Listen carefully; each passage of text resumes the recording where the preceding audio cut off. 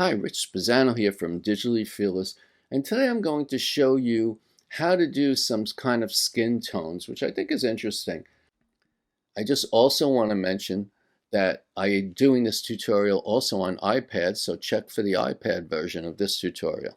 So sometimes when people color photographs, they just paint with the color blend mode, and that works really great. But with skin tones, it's slightly different. And sometimes you don't know what kind of skin tones you really want to use. So you can take different people's skin tones and try to make it match with this black and white photo. So what I did to set us up ahead of time is I duplicated this black and white photo. It's right here. And then I added this mask. It's a rough mask just to show you the face. It's not a perfect mask. It's just for teaching purposes. Whatever I do on this part here is not going to affect the back black and white.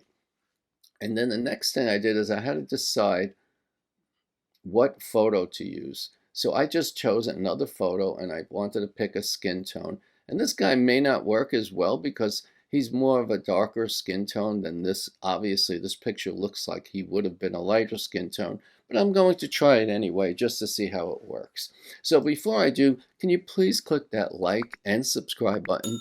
It only takes a second and it really helps me out. I really appreciate it. So let's get started. So now that I have this picture up, I am going to go back and select this middle layer, which is just the face that's masked out. And I'm going to go to Adjustments, Gradient Map. And you'll see that just the gradient map is on the face because it's masked out already. And the way gradient map works, you could check out my other tutorials on how I showed you how to really go pretty far with this and how to use it to match different photographs, color ranges and stuff. But in short, the red is the shadows, the green is the midtones, and the blue is the highlights. So if you choose the red button right here and go like this and try and pick the darkest part on this photo, and I'm going to try and get a close-up and see if I could move it so where I can see it closer here. So let's go back to the gradient. And I'm going to, like I said, I'm picking the red, which is supposed to be the darkest part. And I'm going to use the eyedropper and try and find a really dark part. I don't know if I should go as far as the neck because we don't have the neck shadow on there, but I could try it. So let's just do that first. We can always change it later. So let's do that one for the dark. And then we're going to go to the midtones. And I would say a midtone is maybe this color right here. And do that. And then we're going to go to the highlights. And the highlights is the lightest color. So I'm thinking it's his nose right here. It's pretty high up like that. And we'll do that.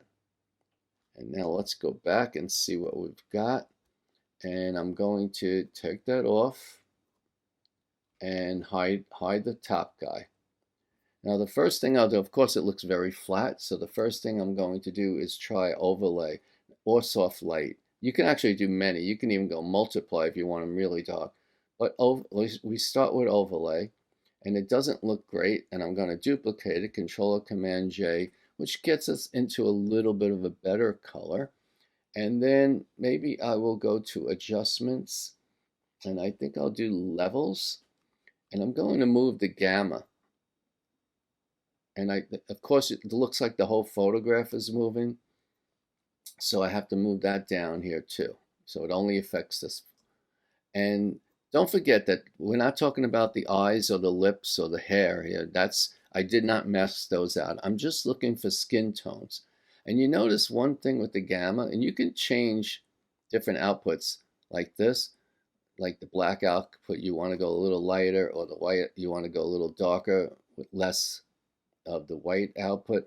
But you notice instead of just coloring over, notice that the tones, see here where he had shadow, the shadow tone is different than, and the highlight tone is different, and mid-tone is a little different. Although I'm not seeing that much on the mid-tone, I might have not picked a good color for the mid-tone. And the nice part about this is we can go back to that. Let me go a little bit more like that. Actually, that's not too bad. And maybe, let's see, a little lighter maybe on this. I could pull these in if I want. And once again, don't forget the eyes would have been white, the hair would not be that color. I'm just trying to show you skin tone. So if I come closer, you could see how nice the skin tones are here. And if I wanted, I could have turned him into a very white guy. I could have turned him maybe into a black guy. I might have had a little trouble because this photo was so bright that was behind him. But I think it looks pretty good. And it gives you a nice looking shadow. And you could do a lot of other adjustments. I hope you like this tutorial. And don't forget, you could pick a different face. I use this particular face, but you could pick a different face with a different skin tone. So be creative and have a great day. Thanks so much. Bye.